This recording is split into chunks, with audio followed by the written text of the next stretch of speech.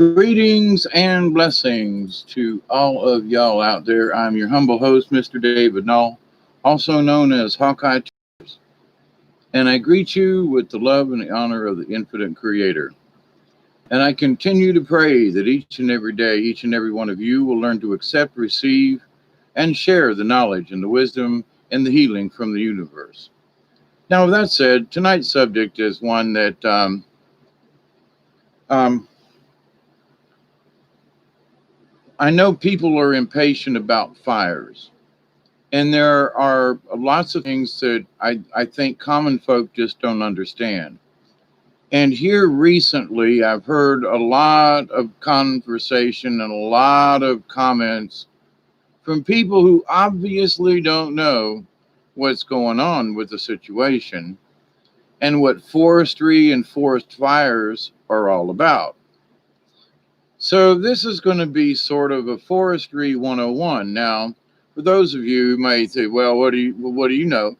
Well, I took a 2-year course in forestry.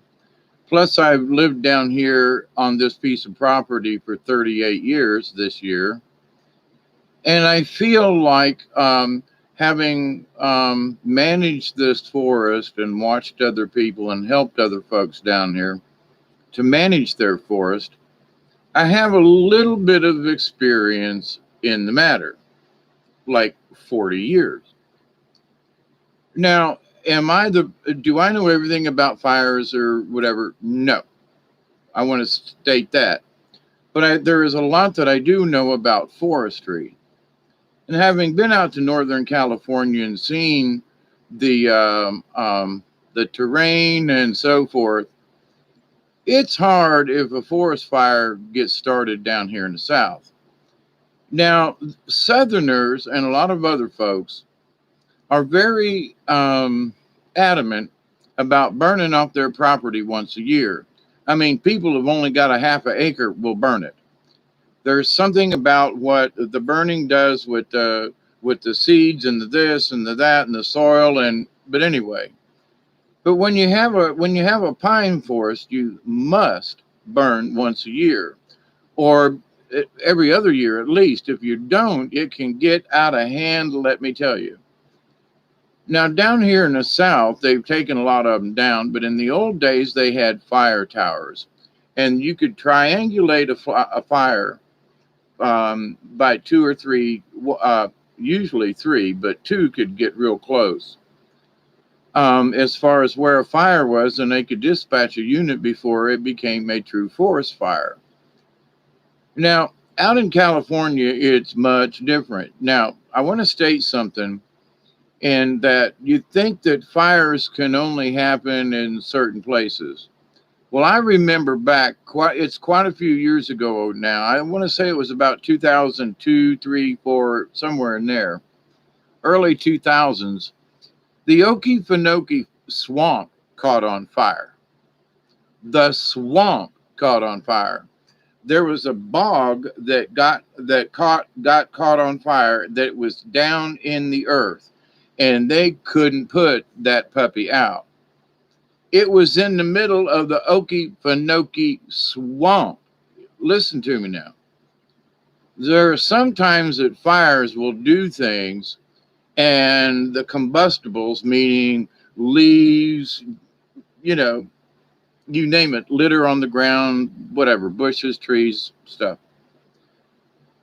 And when it reaches a certain point, there are volatiles in some of these plants, and you go, well, it's just a bush. Yeah, but sometimes there are a lot of oils in small trees and shrubs. Sap.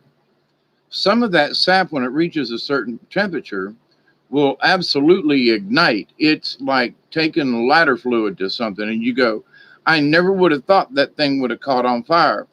And it's fire doesn't have to touch it. The heat gets close to it. So here's your little trees, grow shrubberies over here, but they've got a lot of sap in them. And here comes Mr. Fire, and all it has to do is get close, and you'll literally see the stems, because I've watched it. See the stems and the the limbs and whatever start to smoke, and then all of a sudden they'll burst into flame before the fire ever gets to them. And I've seen pine trees explode like that when the fire got close to them and they reached a certain temperature. They would just boom explode in fire.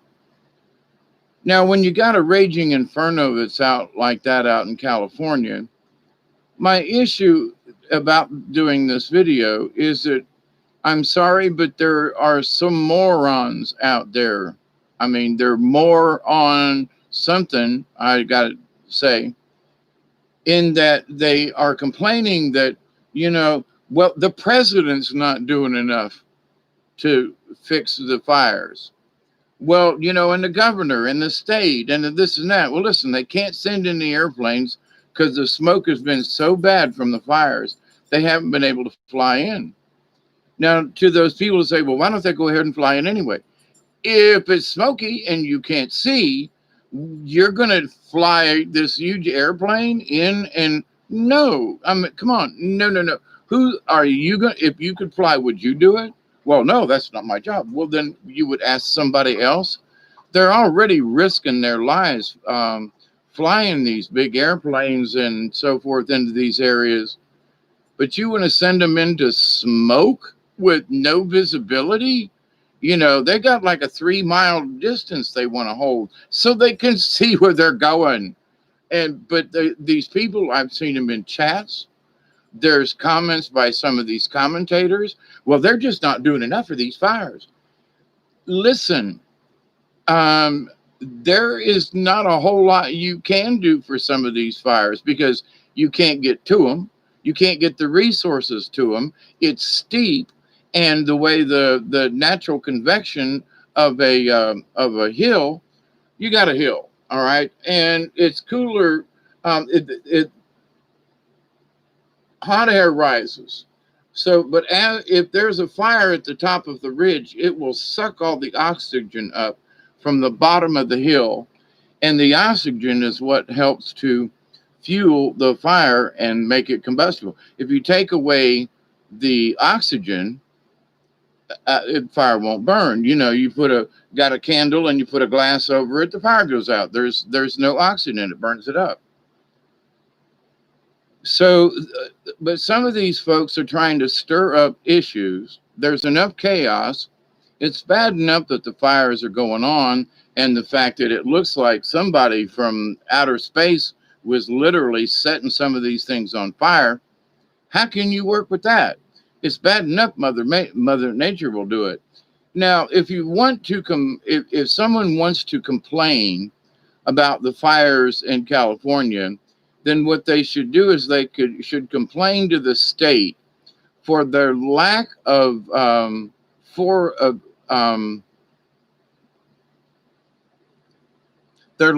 adequate forestry procedures.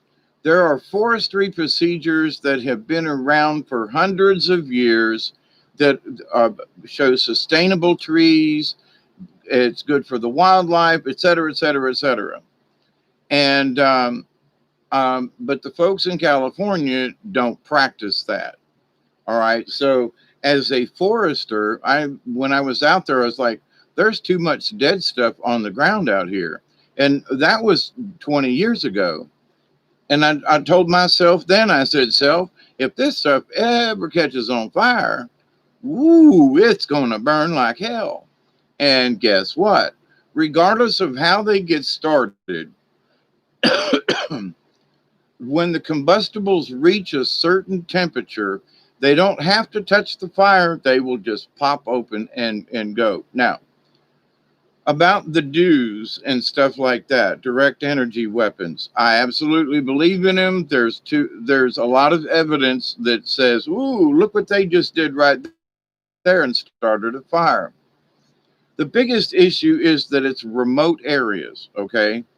Now, I've been not all over California, but I've been through the mountains enough to know when you're in the mountains, you're in the mountains. You just don't go from point A to point B. You got to go around switchbacks. You got to go up over the ridge. And if a fire is coming down at you, or if you're up towards the top and it's coming up at you, holy moly, the best thing you can do is pray to Jesus that, that it's not going to swallow you and burn you whole. Now, with that said, but the forestry practices start before the fire ever starts. So what needs to happen is that if people wanted to volunteer, then go out there and start cutting fire breaks. But the problem is that it's so steep in these areas, you can't get to them. So for those out there who want to bitch and complain that enough isn't being done, you're right, because the situation has made it such nobody can get in there. They're doing the best they can on these steep sides of the mountains. You can't drive a tractor, let alone try to walk. And if you've ever seen the fire equipment those boys tote, okay, and you think about that, they've got it's heavy, okay, so you don't burn. So you're hacking and this and that, you're sweating yourself to death, and you're working next to a fire, so it's already hot. And these guys are working 10, 12-hour shifts sometimes because they get dropped into an area and then they have to get back out.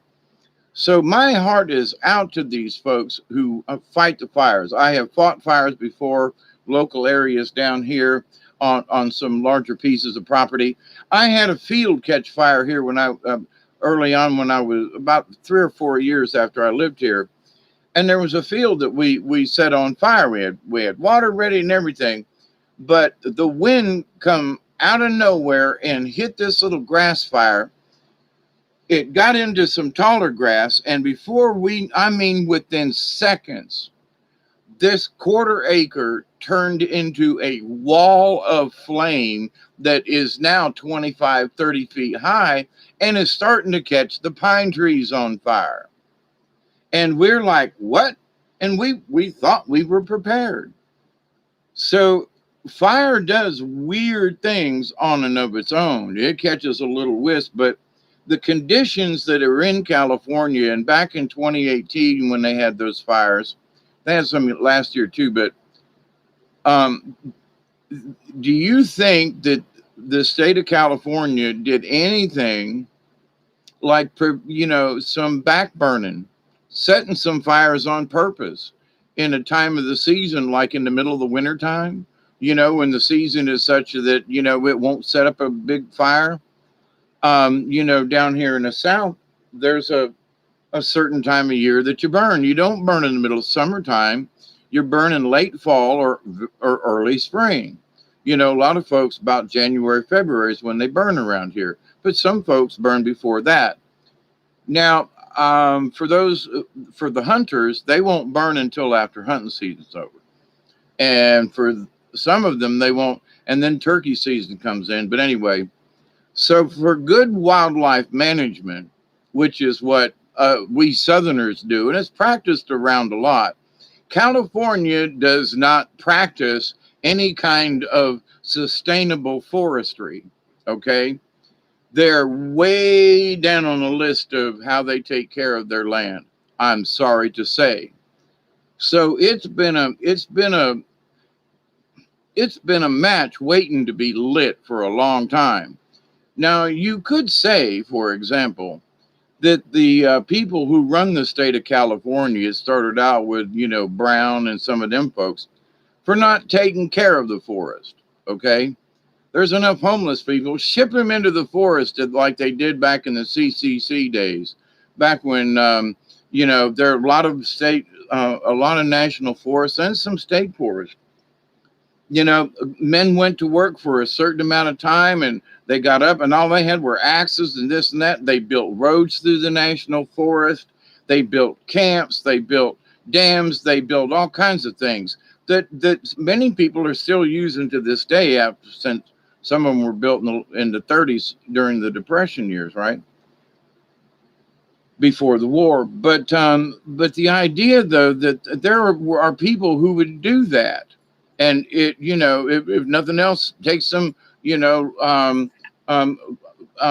non-violent offenders out of jail and put them to work doing something to clean up the forest and to keep the state from burning down. But no, they haven't done any of those kind of measures. If anything, they went backwards. And to the point where they didn't do anything but clean up the mess. Now, I know messes have to be cleaned up.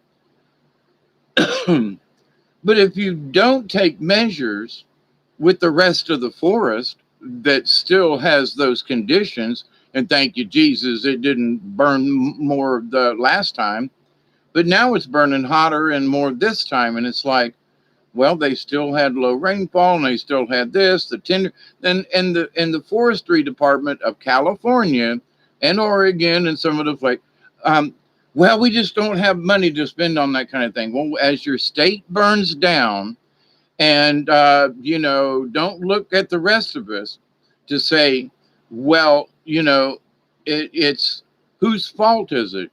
Well, it was the people who were in charge of the forestry department 10 years ago. Okay. And it's subsequent that they don't take care of this. There should be a plan to do controlled burning on a regular basis to stop this from happening, or at least minimize the damage.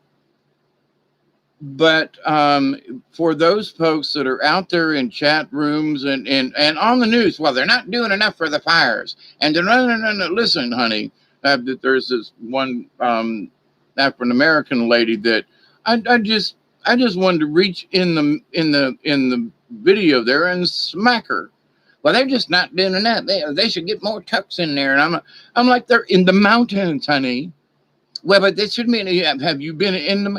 Do you even know? But they should do more. And, and all she could do is just swoon on this. We should be doing more.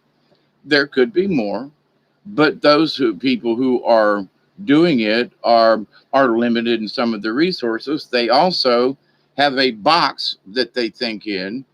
And so it's like every time they have to get together and run their scenarios. Well, what about getting these folks? Or what about doing this? Or what about doing that? Or what about, hey, let's if you'll, when I spent a stint in the Who Scout many, many years ago, back in 72, I think it was, on the county farm, that you could work on a trash truck, a dump truck. And back then they had a red tide to come into Tampa Bay and there was stinky fish everywhere. They were given 5 days for every 1 day that you work loading fish. So in 5 days, 5, 10, 15, 20, 25 days. I served 25 days in 5 days by going and shoveling dead fish into a truck. You tell somebody that's got a 2 or 3 year sentence and go, hey, your minimum risk, we'll give you 5 days for every day that you go out and work on this fire. There are ways they can commute these folks' sentences. There are so many, and there's people sitting around wishing they had something to do. Give an opportunity, and maybe if they show themselves, somebody say, hey, I saw you working that fire. We could use somebody, a hard worker like you, and or maybe you could actually get hired by one of the fire teams. Who knows? But anyway. But people talking bad about, well, y'all ain't doing enough. Who's y'all? And stop with this complaining, please. If you understood the mechanics of fire, and if there's a fire at the bottom of the hill and the hotter it gets, all that heat rises up that hill, and that top of that hill is going to catch on fire really soon because there's such a heat buildup at the top of the ridge. And they're going up one ridge and down another and this, that, and the other thing. And if the wind blows just right, what is just, grass burning, maybe a foot tall or something, all of a sudden by the oxygen input, the fire picks up 2, 3, 4, 10 feet, depending on the underbrush, and picks up speed. And when you think, well, everything's hunky-dory, and you feel this breeze and look up, and now you're staring at a wall of flame that's over your head. And you go, now what do I do? For me, I've always went through the fire. Now I've not been in. Well, I don't know. There was a time one year that there was a bad. My neighbor's place got fire and it went on to my place, and whoa, it was a mess. But anyway, the idea though that I knew how much thicket I was going through. Now out there in California, I would not try this, but down here, I went through the fire because I knew that on the other side of the fire there was no fuel. So one of the things that they could use help with out there in the California fires is with backfires. In other words, you if it's coming down the hill, then you burn a spot between whatever you're trying to save and the rest of the fire. So when it gets down to your backfire, there's no fuel left, and it quits. It just goes out. Now, sometimes it'll jump a road and all that. It depends on how close the trees are and all that kind of thing. But to the folks who are complaining about that not enough is being done, please y'all hush your mouth because y'all don't know what you're talking about.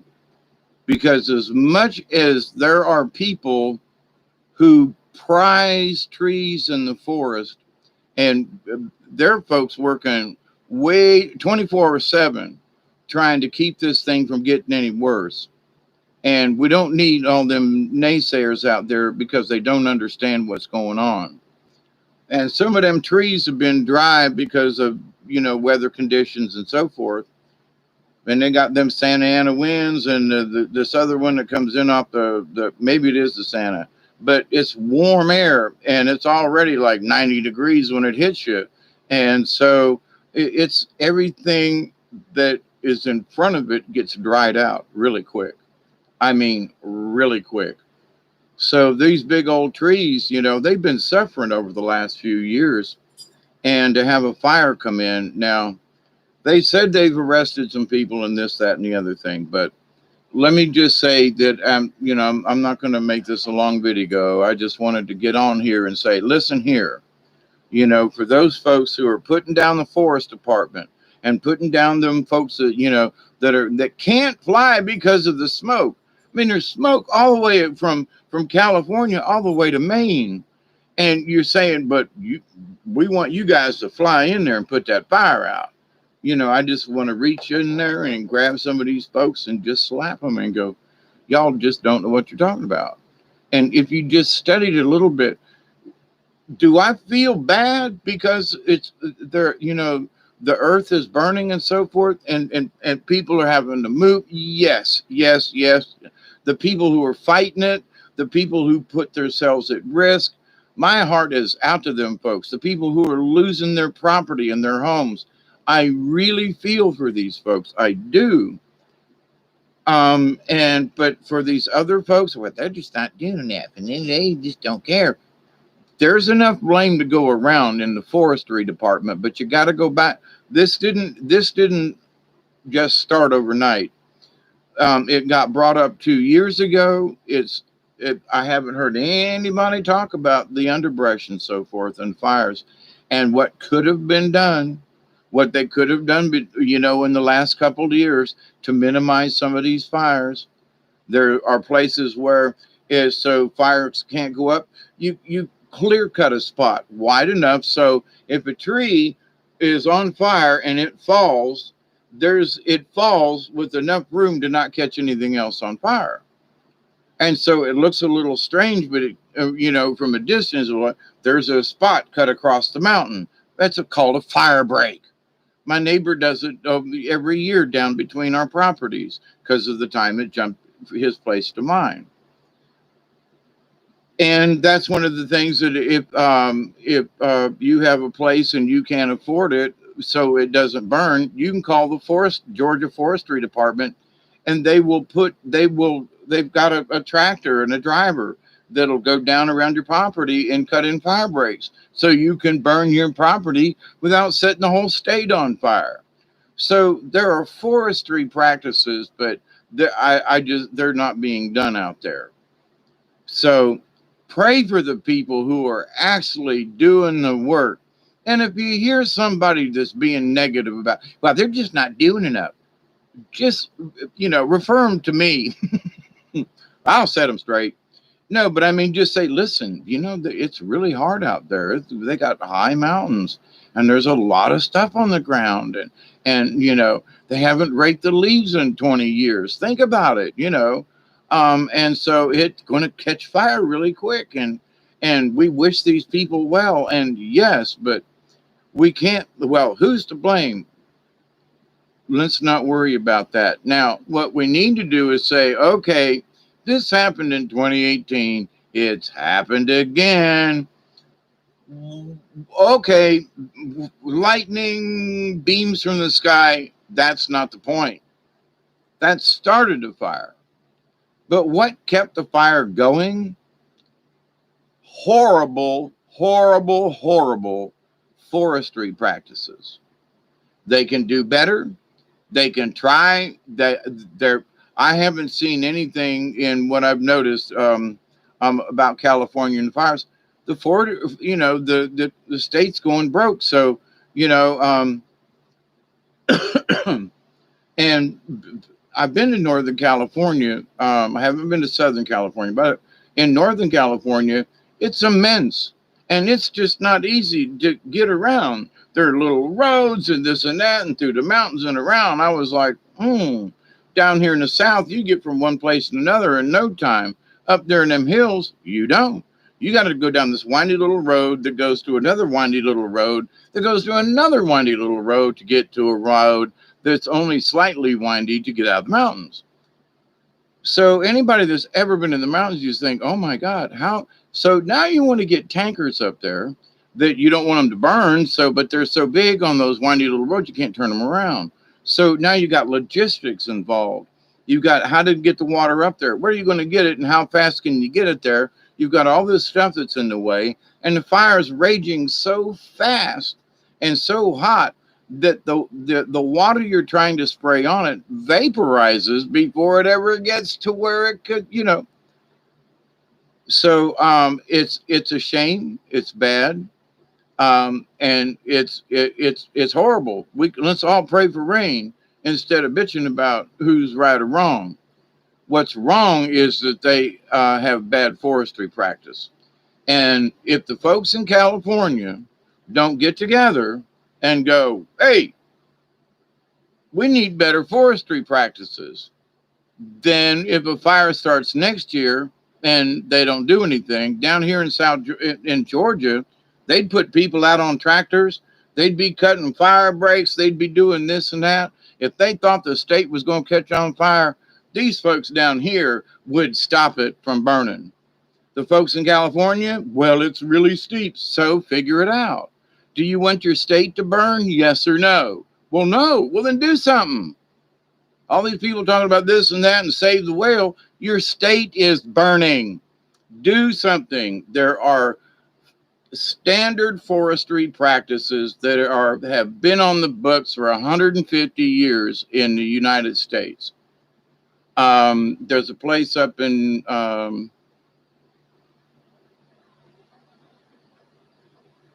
North Carolina. Yes, North Carolina. Trying to think of the little town, but it's the cradle of forestry. The Biltmore House and the Biltmore Stick and all that having to do with, hey, Michelle, and hey, Debbie, Deborah Truex, Chloe, hi, y'all. Fires near Corvallis, Oregon looked like they were set, mostly because there were several starting points burned quickly together, running to the top of the mountain and hillside. I don't doubt it. Remember the swamp fires burning summer of 2011 when I was in Georgia? There was one down there then too, but I think there was another one somewhere around 2004 or 5. But to the point, it's a swamp that burns. These old peat bogs will get started, and you can't put them out. And they don't make flame, but there's a lot of heat. Hey, Candy, how are you? Teresa, hi. let's see, 1:45 in AM time. Here you're on Eastern Daylight Time, and you're sitting here with Hawkeye Two Feathers, aka Hey Fox. What? All of a sudden, y'all just said, "Well, let me wake up here in the middle of the night and see what's going on." I'm well, I'm not kidding. I'm kidding.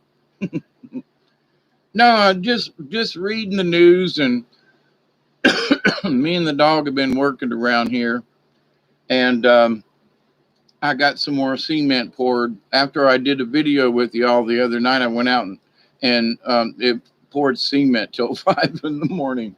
I honestly did. Me and the dog went outside, and he kept the cats from getting on the cement, which is funny because as soon as we came in, I went back out a couple hours later when it got light to see how the cement was setting up, and there are kitty prints all over the cement. And I'm like, go figure. But anyway, it wouldn't be my floor if I didn't have kitty prints or some kind of paw print in it somewhere. Fox, hi, how are you?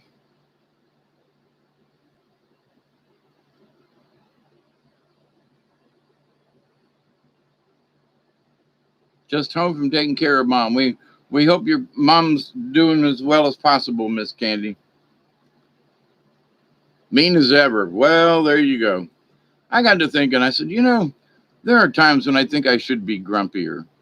I mean, I should just, like, hey, hey, what's the matter here? The United States is falling apart. Hey, hey, who are you going to blame it on? Anyway. Oh, by the way, y'all, Robert V called me yesterday and says, man, hi, Dave, this is Robert V, hi, Robert. Bob. I'm just watching the Hunger Games and decided I'd call you because I did a thing the other day, last week or something, about the Blunder Games. And I got another one coming up called the Dunder Games. But anyway, uh, I've been trying to get cement done and things and stuff. And this project that's been in my front yard for the last 2 years, I really want it out of here, So I've been moving bricks and block and 90-pound bags of cement, and I got a little one of those absorbing junior patches on my back right now, which I gotta say is helping. And moving rock that I had to bust up, and I put it up on the driveway. So I've been busy. I mean, even in the middle of the night, me and the dog went up there and I dumped a bunch of rocks up there in the driveway.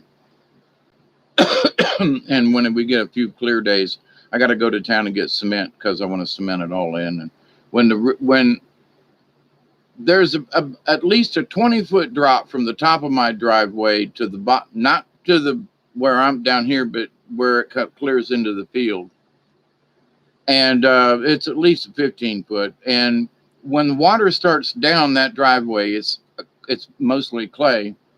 It picks up speed, and I've seen it literally gouge, a pothole this deep in one good rainfall. I mean, the water comes down the hill and it starts digging out a little thing, and before you know it, you go up the driveway and go, "Where in the hell did that hill come from?" Or, "I thought I filled that in with some rocks." And they will literally take bricks and rocks. The water will come down the hill so fast.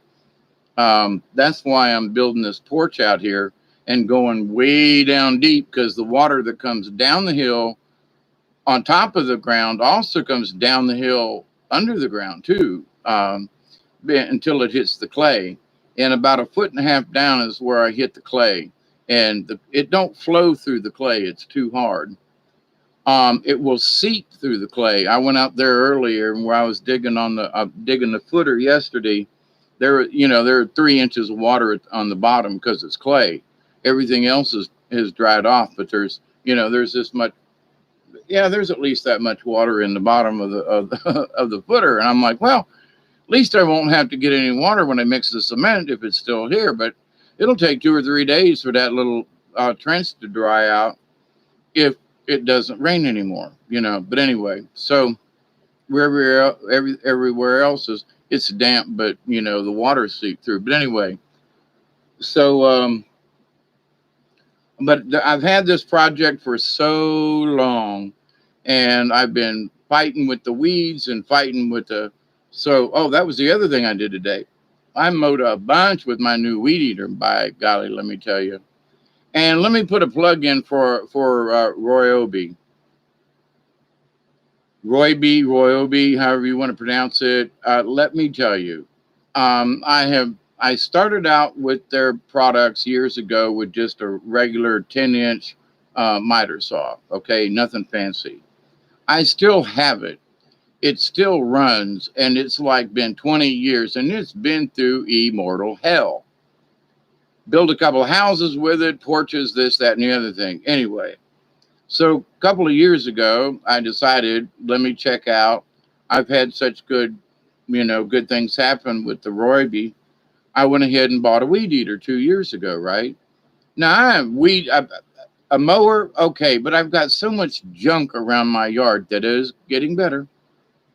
That I would have had to have a weed eater anyway. So, but I found that I can just go real light, and I mowed half of the field up here and around some my flower beds over here, and all the way down and around and over by the bus, and and didn't even use a tank of gas on that thing, and that's a crap load of weed eating, let me tell you. But anyway, the Royby, I got a chainsaw that I used last year. I don't know what they do to their chains, but I cut the whole season, and that was a lot of firewood, the whole season, and never put a file on that chainsaw blade. Now I've gotten better at sawing, but also I mean, I've had Polands, I've had McCulloughs, I've had this kind, that kind. The only other kind that was that good was a Husqvarna. But this Royby chainsaw that I got, it's the bomb. So I'm here to tell you, if you take care of it, and I haven't really like took care of them, like spray them down every time. No, I'm usually so tired when I get done using them, they just get put in the shed, and I go in here and sit down and collapse for 2 days. So have I been taking care of my equipment perfectly? No. Now I haven't been misusing it, but I haven't been maintaining it quite like I should either. So I bought a new weed eater just a couple weeks ago because my old one won't start. And I thought, it's been 2 years. It's a 2-year warranty.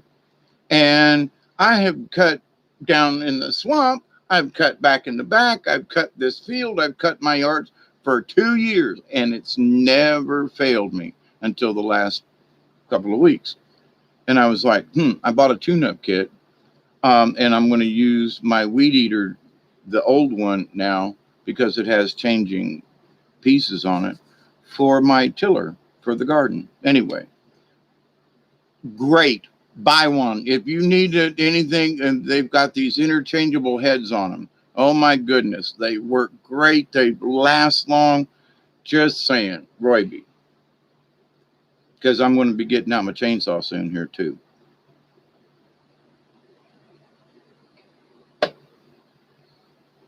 And it's been sitting several months without me cranking it up. And I went out there and I went, oh, this ain't good.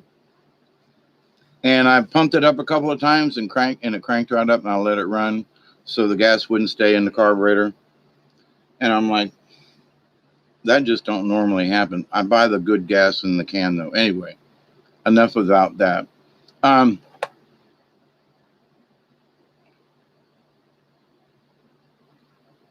live tornado, they're creepy, ain't they?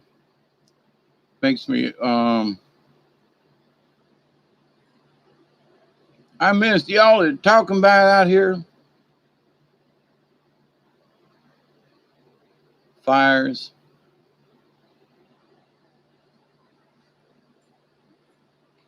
Yes, huge fires will make their own thunderstorms. And I was talking about it the other night, and also the fire tornadoes. I've seen them get started back here when I'm burning off the property down near the clearing. And I usually burn at night because it's neater. I don't know. So I'm burning, and these fire tornadoes will just whip up and cut across. They're amazing. And I cannot imagine seeing the fire tornadoes out in California. The ones that are 6, 7, 8 foot tall around here will go through something in a heartbeat and set a bunch of brush on fire. I burn at night for a couple of reasons. One, it just looks cooler, and I can see the fire and what it's doing. The other thing is that it's cooler. So if you burn in the daytime, like some people do, you've got the heat of the day and you've got the fire, so that it's like it makes it extra dry. But at nighttime, the dew falls, and so where it might want to flare up real easy, it's less likely at nighttime. My own humble opinion. But it's been the last 38 years of burning here on my property, so it's not like I don't have practice. You know, I've had 38 chances, plus helping other people. But the idea anyway.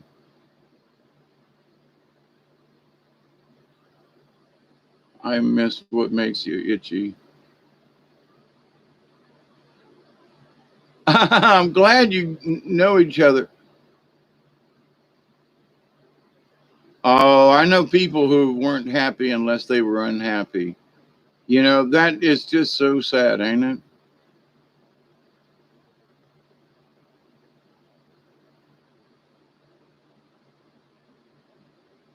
I'm not borderline personality disorder. I am the poster child for borderline anxiety. Man, yard work is a drag when it's hot. You're absolutely right, Fox. Today it was only about 84 degrees. Now it's humid, but it was 84 degrees. And in between rainstorm, I was out there working my tail off today. You know, Teresa,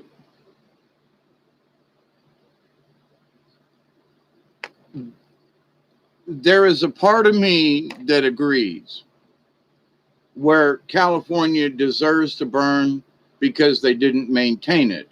Not that people need to deserve, they deserve to see what non maintenance does, but it's a hard lesson. And for people who just shirk their duty, well, it's not really important. So sometimes you have to have a tragedy to understand um, that you got there are things you need to do, but it's in other stuff. It's not just having a water hose and a bunch of water. No, it's taking care of things before it gets to that point. So no, I've seen Northern California up there, and I went through Oregon and Washington and up in there. Didn't spend enough time, but where I was at was absolutely gorgeous. And I think it's a tragedy, it's a shame, all those other words and things. But for the life of me, us forestry folks, we talked about it several years ago, and about their lack of forestry skills out there. And I hate to say it, but man, the people in the state of California should go, why didn't you tell us about what a fire break was? Why didn't you tell us we could do this? How come you didn't tell us we could have fire burning parties and cleaning up areas so this wouldn't? How come y'all didn't notify? How come, because people in California just go on about their business, and most of them have all these other things and stuff, but down here in the South, I don't know, us Southerners, we know how to take care of the land. And I don't mean just here in Georgia neither. I mean Alabama and Mississippi and folks in Arkansas and the South. Now, up north in Tennessee, the South, not so much. Um, they have enough cold weather to where it offsets the need for burning. All right. Now, not to say that prescribed burning shouldn't be done. Now, when you get too much underbrush, you got to set it on. You got to get rid of it. That's all there is to it. Or you're going to lose the forest and God knows what else. But I don't think the people of California needed this, but they need it. The first one wasn't enough of a wake up call. Now, I mean, as far as forestry practices, I'm not going off on anything else. Just we're sticking to forestry. They should have went, what? You know, We got homeless people in San Francisco. Ship them to the forest and make them earn and work for something and do something. Even crazy people can move sticks and create a fire break that, and just turn them loose in the woods and say, here you go. We need, a pyromaniac. Okay, we need this area right here burnt, on purpose. You tell a bunch of crazy people they get to burn up a part of the forest on purpose. That some of these people would jump at the chance. Anyway, they deserve it in the fact that they needed to learn another lesson. I don't know if anybody's going to pay a damn bit of attention to it. They should know better already, which is sad that they don't. Now, I'm not in California. I can't plug for them except for the forestry people who are there. I'm sure they're doing the best they can. But after years ago and all the stuff, and now regardless of how they're started, again, I say there are measures to keep those fires from getting worse. I mean, listen, no, I've been to North Georgia and Eastern Tennessee and South Carolina and up in that area up in there. And listen, if a fire took up over that and started going through there, holy moly, but there's enough of fires and stuff and things to take care of that it doesn't happen. Okay. And it's a lot wetter normally. But they've had some bad fires up in the Smoky Mountains forest and up in there before, so that's why they started forestry there's a place up there they call it the Cradle of Forestry. It's in the Pisgah National Forest. There you go. In North Carolina, just outside of East Flat Rock. It's beautiful up there. Go if you get a chance.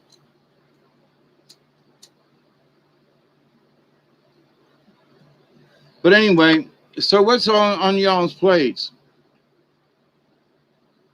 Yeah, Deborah says they're too busy owning it to spend time and money caring for it. I agree. I don't want to see anybody get hurt. I don't want to see the trees get burned. I mean, what I remember of Northern California, I'm like, oh, man, it makes me sad because I was like, man, I want to go back out there. And I was like, shit, now it's all going to be burned up if I did. Horrible air. Yeah. Whereabouts are you? Did I miss Deborah? Candy says, I fought wildfires in Tennessee, Texas, Florida, Washington, Oregon, and Arizona.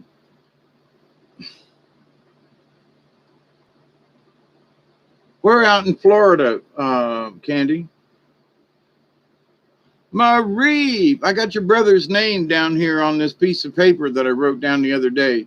And several times a day, I've been sending him extra juice. So good to see you back in the house.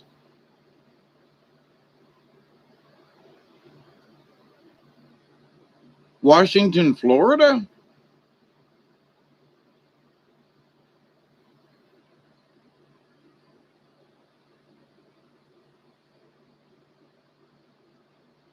Oh, Daytona. I'm sorry, I got Deborah. In Washington. Yes, Washington. Yep. Candy Apple. So right around Daytona. Yeah. We used to play Ormond Beach every year with the carnival there. Yep, been on pretty much around the state of Florida over my years of living in Tampa. But anyway, yeah, the fires in Florida and down there around Tampa and Plant City and out there, they burn them grasslands too. They burn around them palmetto bushes, and those fires don't normally get as high as what I've seen around here. Holy crap. But I worked for a guy for a while when I was down there, and Cary Cattle Company had a huge acreage, like 10,000 acres or something ungodly. It was a big bunch. And they would, set certain sections of it on fire every year, and to keep it replenished and all that. So You know, them folks out in California, I'm sorry for the people who live there, but they got idiots running the place, you know, and they should have done better. But anyway,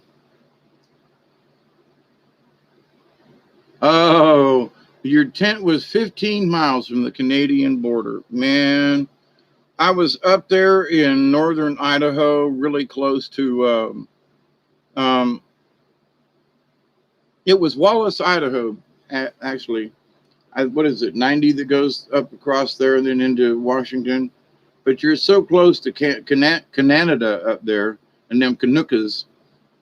I love them folks up there. I do. I went to Canada several times over to Toronto, and I thought the folks were pretty nice. A lot of Russians in Canada. Just that that was weird. Um,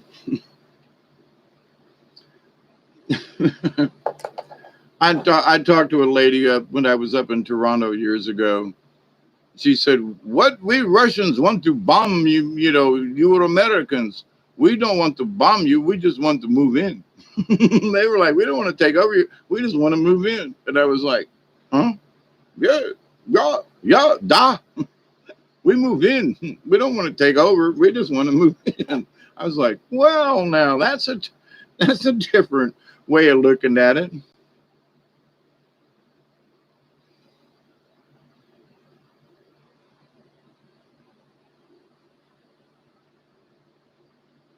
Colville Indian Reservation.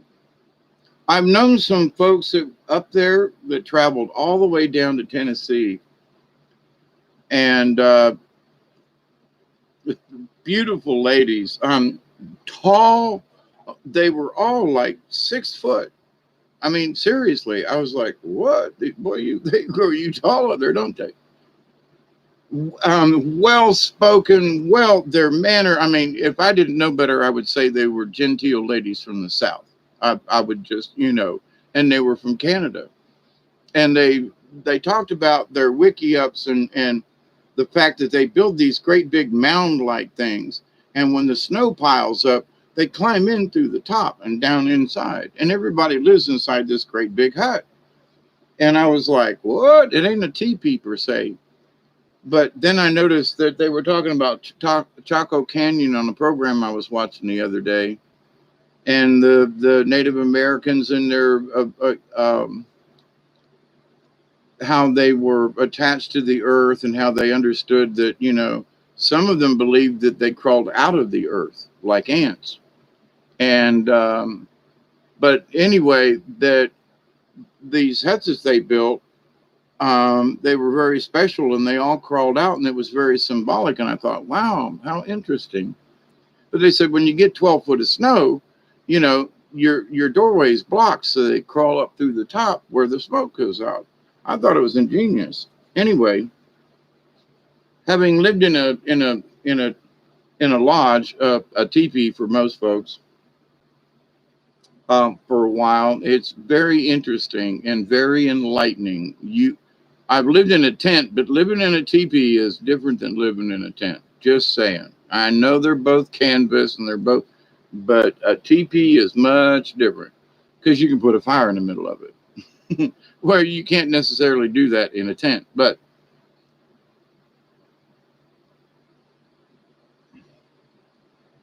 and anyone who's interested in getting a teepee, get the bigger one. Spend the extra, however much it costs. Get the bigger one because you're going to get the smaller one and go, "Oh, it's a teepee," and you're going to get in there and you're going to go, "I can't move around in here." Get the bigger one. At least if you don't get the large, get at least the medium. Don't get the smaller one. It's for the kids. Seriously.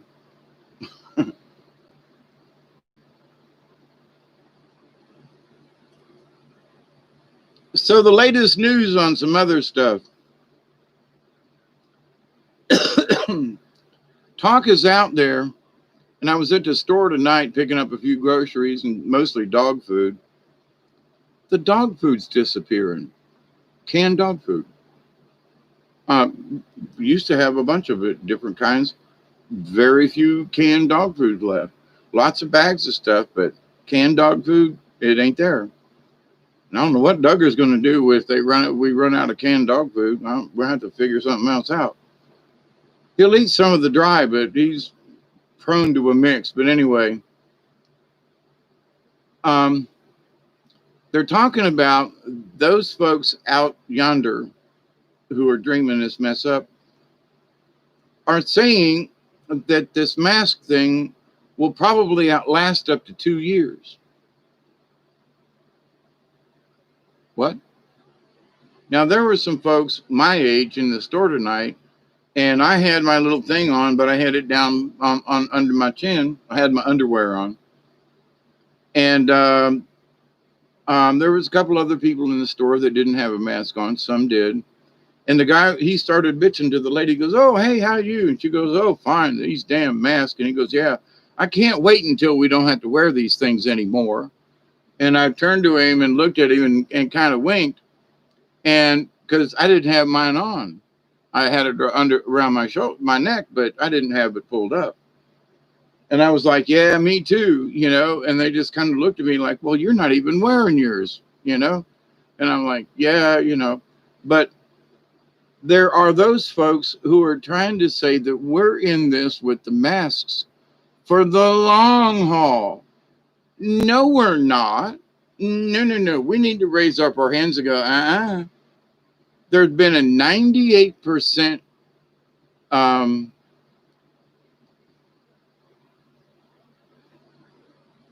non-infectious. So 98% of us didn't get it.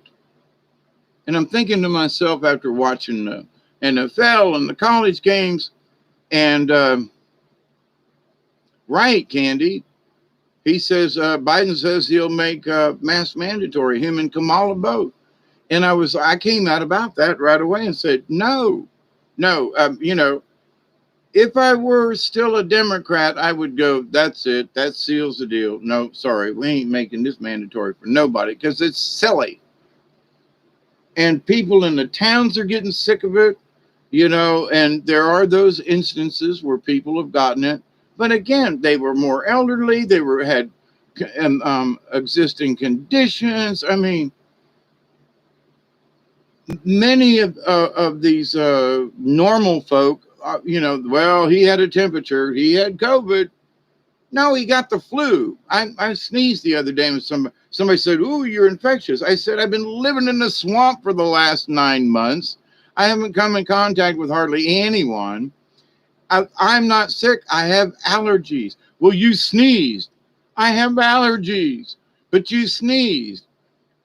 "Allergies?"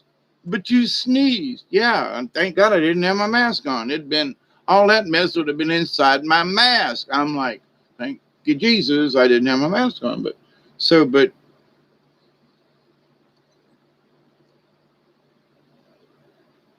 it's going to get danged interesting with some of these people, let me tell you. I mean, the old folks in the store tonight they're already fed up, and it ain't going to take a lot more for these folks to be a little more fed up. You know what I mean? Biden says we got to wear them everywhere. These folks ain't going to put up with it.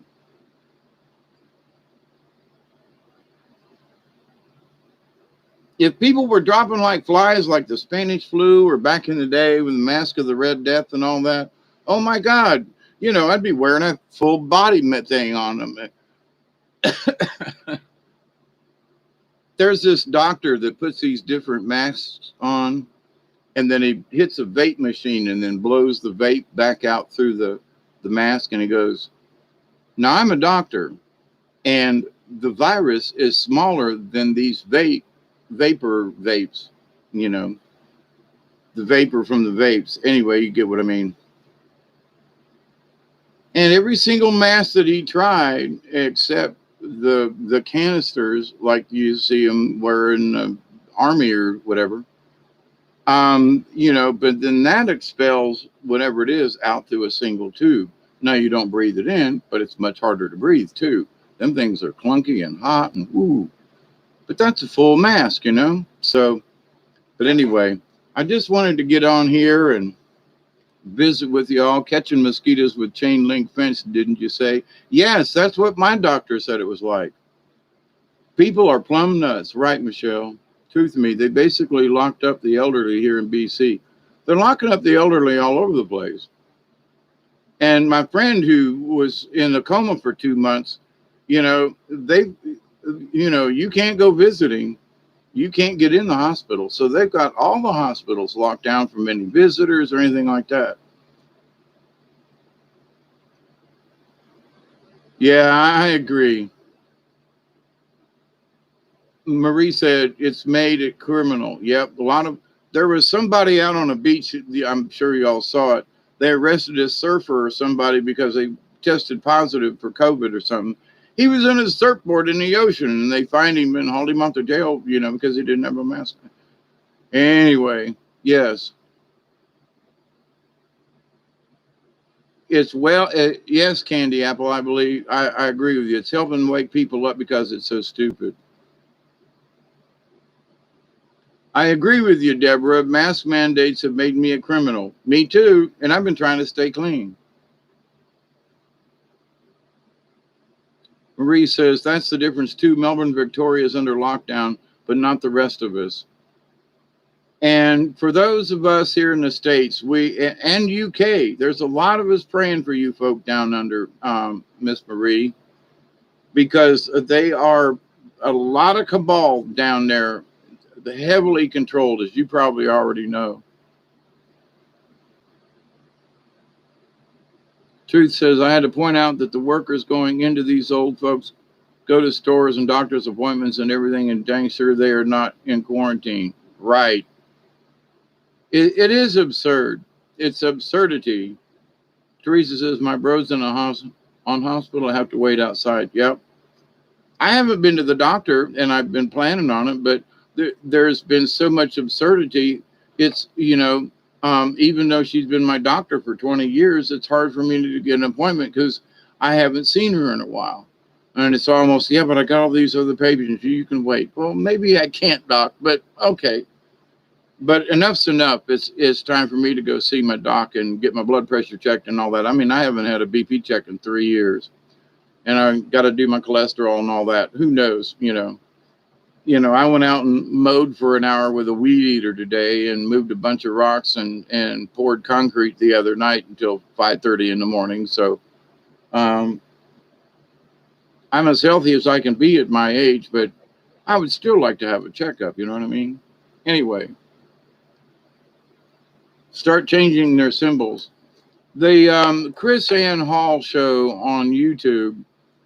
I left a link in one of the other videos, but she's a constitutional lawyer and teaches it, has classes in it and so forth, online and stuff. Anyway, written several books. Was out in the Malheur Wildlife. Hi, Isby. Was out back when they did that sit-in out there at the Malheur Reservation years ago, and when the FBI and all them folks up there shot and killed Lavoy Finicum, and she flew out there to try to. There was this one kid that was gonna get killed because he had a gun and wouldn't give it up and all this other stuff. But anyway, she's been around for a while and in the news. Started a YouTube video after that, and it's very informative. And they're like, listen, we as just regular folks have to start taking a stand. And if it's not wearing a mask and getting thrown in jail or whatever, and they were talking about business people that open your business, let people in. The governor says, well, you can't open your business because of this. Well, but I'm losing my house, I'm losing the farm, I'm losing my business, I'm losing all these things because, the governor said, well, we're under quarantine. So it's like, but if people were dropping like flies and all this other stuff, I'd be like, hey, I'd be one of the first people to say, hey, let's be careful. But they're stressing that we need to stay apart more than, hey, let's get back together again. The commercials, the new masks that are coming out. Ooh, get an NFL mask. Now your mask can be like your t-shirt that says Pittsburgh Steelers. Oh my God. What? Stop this insanity. Well, the coach is running around up and down the sidelines, and then when the camera was on him, he'd pull up his mask. But he's talking to the players. He ain't got his mask on. And then when he gets done, they go start the thing. He puts his mask on. Is that? I mean, I was watching this going, what? They're out in the middle of the field. There's nobody in the stadium. There's like, 200 and 150,000 seats, and there's like 1,600 people in the place. Most of them work there, and um, and they all got masks on. Now, watching the Derby, the Derby, the Kentucky Derby, there were people up in the stands that they all had their masks pulled down, and they were talking with each other, and not there were. I think there were more people without their mask on than there were with. They're out there riding and doing this, and some of them have masks on, some of them ain't. I was like, you know, that made sense to me. But the NASCAR and seeing all these people with masks on, there's nobody there. Everybody that is there has to be tested. So if you've been tested and you're okay, then what the are you wearing a mask for? Anyway, we got to stand up and say something about this. Are the players playing with masks? Our teams are not allowed to play.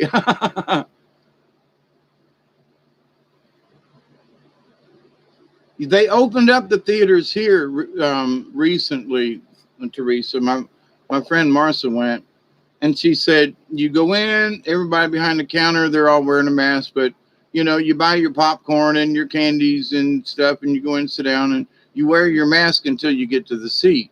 So they've got every other row marked off for social distancing, but then you can take your mask off to eat the popcorn and drink your drink. Now, the same thing is true with like on an airplane. You have to keep your mask on, but if you're drinking or eating, so if you eat one peanut at a time for an hour, get a couple of bags, take your own, or you've got a drink that you're drinking from, you're allowed to pull your mask down. But then you have to put your mask back up because, there was some guy that took a selfie of himself and he pulled his mask down and they threw him off the airplane. This has gotten crazy. It's sort of like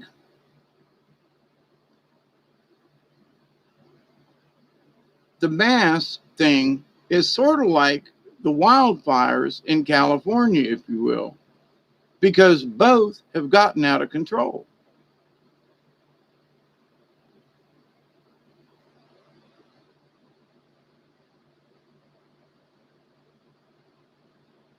Or in mall food courts. Yeah, right. Yeah, they're trying to keep everybody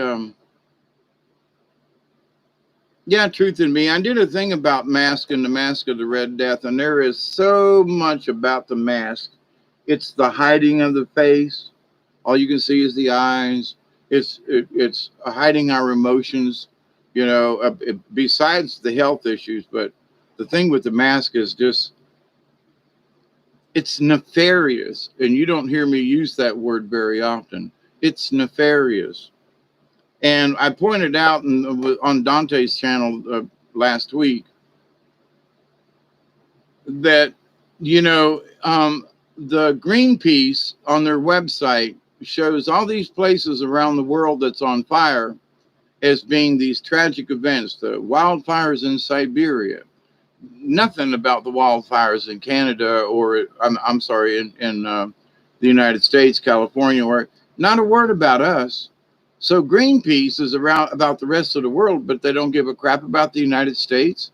I mean, what? Why aren't the fires in California listed on the Greenpeace thing? Russia is, and all these other places. Oh, and the Amazon is there, but but they don't list the fires in California from Greenpeace. Just saying, who's behind what and why? Let's talk about this.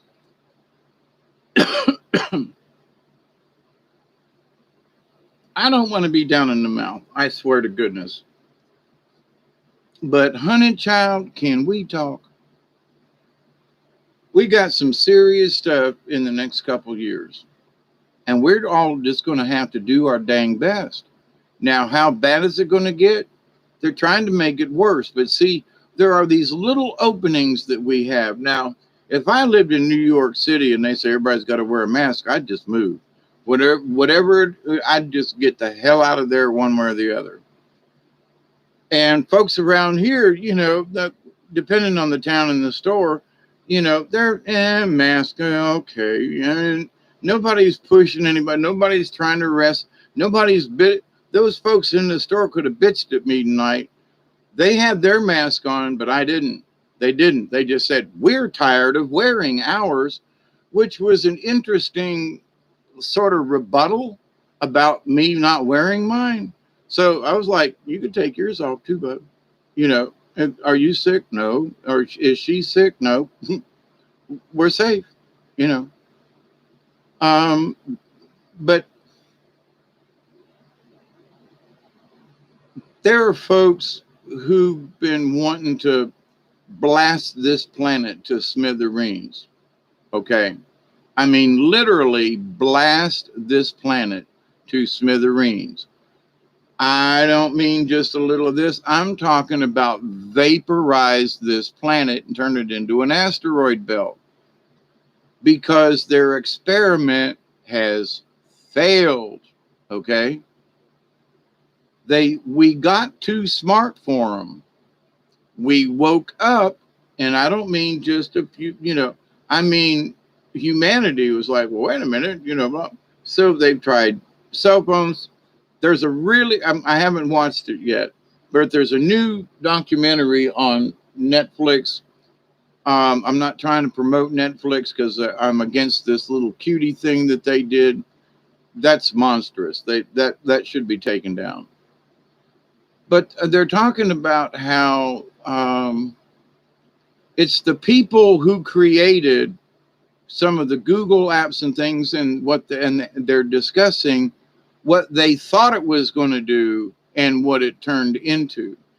And they say that, that they're watching every keystroke. I've told people, they put stuff out there on Facebook. They allow certain things and take other things off because they're trying to control the narrative. We all know this, right? So they have got these things to where I did a search on something. A violin.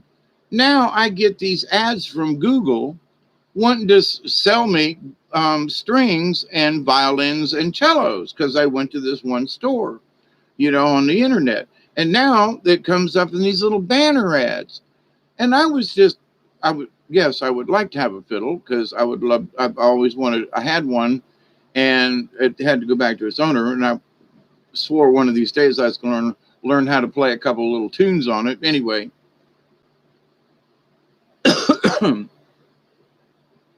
I wouldn't buy gold, but I'd buy an instrument because, an instrument has value anyway. And most of the time you can resell an instrument. Might not get the value out of it, but so I was just thinking of something one day and typed in the first three letters and it popped it up in the Google search. And I was like, now I didn't have the microphone on. I don't have the voice activation thing because they slur too much since I've lost most of my teeth. And so, Google, I used to go, okay, Google, find me, blah, blah, blah. And now it goes, what did you say? So I just gave that up. But 3 letters, and it already knew what I wanted to search for within the first top 2 of the search. So what we put into the machine, oh, and hi, Bob, we love you. What we put into the machine is our input. We put anger out there. We put this out there. We put our opinions out there. We put pictures out there. And, here's my ugly mug on a video.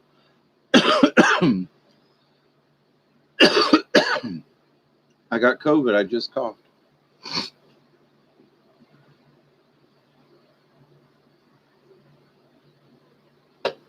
I do have this gnawing little back of my throat kind of thing, but I haven't been around anybody to have anything, but it feels like a summer cold, actually.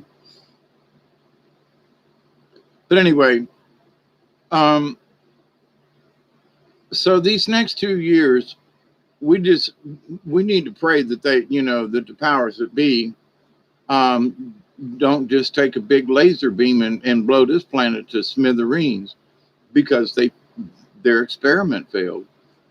They're trying Agenda 21, and for those of you, we know it. Just think about it. They have ramped this up. They're nowhere near their goal from what they expected from Agenda 21. And guess what? We only got 4 or 5 months, and we're in 2021. So, unless they wanted this stuff to be already done by now, it hasn't happened. So, we can expect them to bluff their way. They're going to, like, high stakes poker. Well, um, what are you playing there? Well, I don't know, but I bet $20,000. What? Yeah, I'll make it 30,000. Well, you must have a good hand, either that or you're bluffing. So they got a lousy poker hand, but they're going to bluff the snot out of us. Okay, they're going to try it. Well, we got all this and we got all that, man. But so these next few months, stay strong, my friends. We'll keep having these little get-togethers. And good night, Candy. Got to catch the rest. Yeah, I'm about done here too. We got to soldier up with love and acceptance. I know it sounds corny, but it's true. You're absolutely right, Fox. And we got to put the corniness aside. And it's like, if there's 20 people who don't want to wear their mask, then don't. There's going to be one guy at the door or Walmart or whatever, and they're going to throw you out of the store. They're going to call the police. That would be interesting. Um,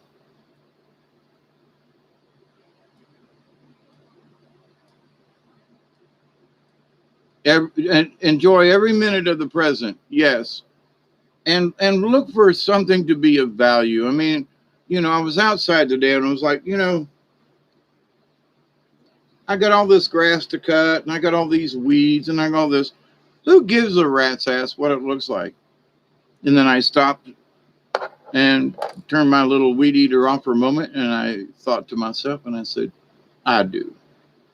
I want to plant some greens down along this front over here, and I want to reclaim where the forest has took it over, so you can see where I do. Well, why do I want to finish this porch? Because I want the damn thing done. I want to put a door on it. I want to be able to hang plants in there. That was the whole part of this. Plus, after having gotten the foundation and things and some of the flooring, I'm standing back and looking at it going, I can't wait to see the room finished in this end of the house. And it's going to make it look so much different. And with the brickwork and the this, and I can't wait, ooh, I'm being creative, right? Plus it's been 2 years on this damn project. And I had to dig up more roots from the tree. If you plant a tree any closer than 30 feet from your house, you're an idiot. But anyway, I got trees that are 20 feet from the house. And that's the reason for having had to do a lot of this, is because the roots got into the foundation. And when it rained, the water would literally come up through the floor because the roots had gotten into my foundation, and the water would literally come up through the floor. I mean, it just looked like a spring. You'd go outside and there wouldn't be a puddle outside, but my kitchen would be flooded. So that the reason for all this front porch stuff and digging down 3 feet into the hard clay and pouring layer after layer of cement is to keep my kitchen from flooding anymore, But anyway, so anyway, I love you all. I do. How will they find you?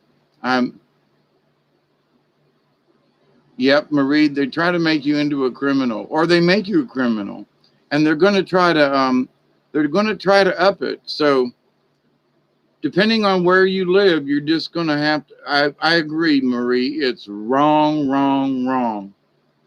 But depending on where we are and who we are and what's going on, there people are getting fed up, and it might. I'm not for. I'm all for owning a gun, but if it gets to the point where they're going to want to corral us all in our homes, the hell with FEMA camps. They've turned our houses into FEMA camps.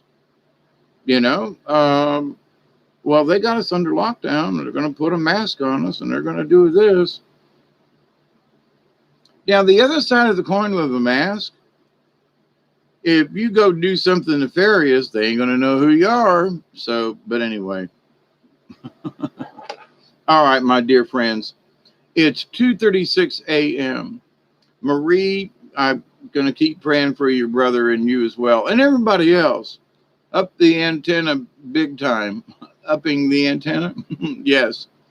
9 months ago, they would have.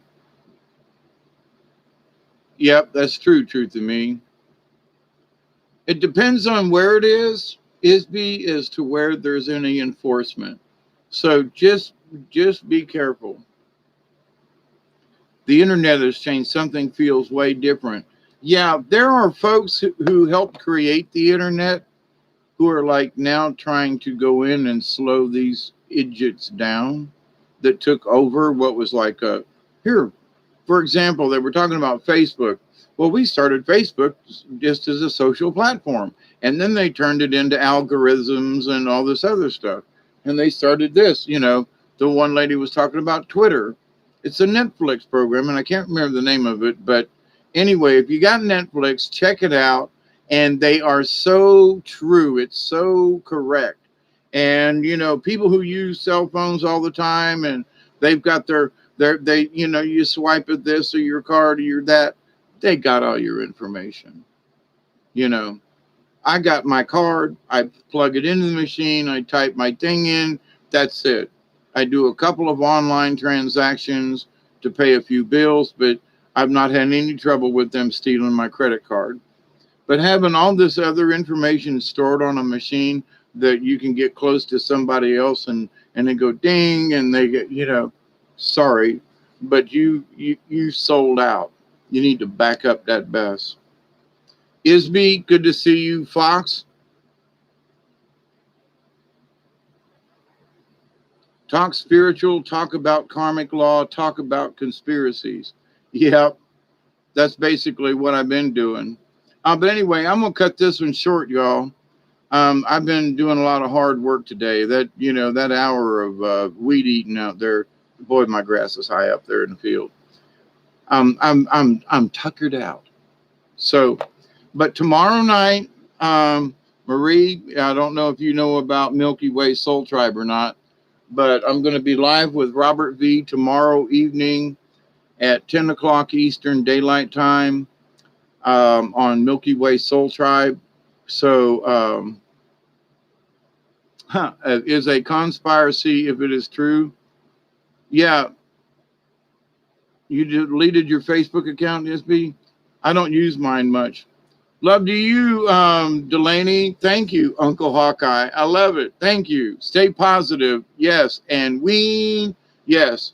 And listen, we really do, when things seem hopeless, we really do have a lot of beings that are fighting for us and are trying their best to win this battle.